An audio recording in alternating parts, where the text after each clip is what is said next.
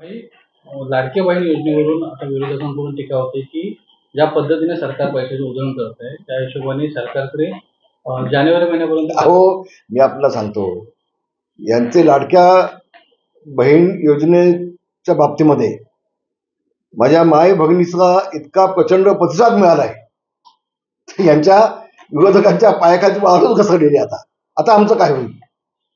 लोकसभेमध्ये थोडस जिवंत राहण्याचा प्रयत्न केला होता त्यांनी, पण या एका योजनेमुळे तर सगळ्या माय भगिनी आमच्या एकनाथ शिंदेच्या पाठीशी, आमच्या देवेंद्रच्या पाठीशी, आमच्या अजितदादांच्या पाठीशी खंबीरपणे उभे आहेत. तितकं महाराष्ट्रात दिसतंय. अरे पैसाच टाकायचा असेल तर गरिबांसाठीच टाकतायत ना.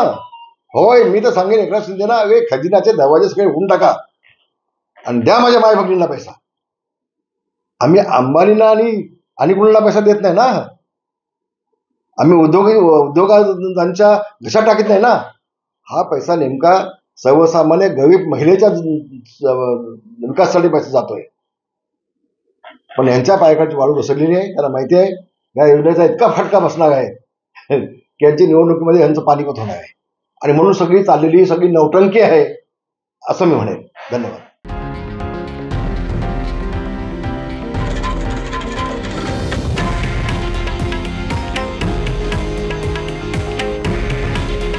हे आहे देशातील नंबर 1 न्यूज नेटवर्क आणि आपण पाहत आहात TV9 मराठी. काळजी तुमची, हित महाराष्ट्राचं.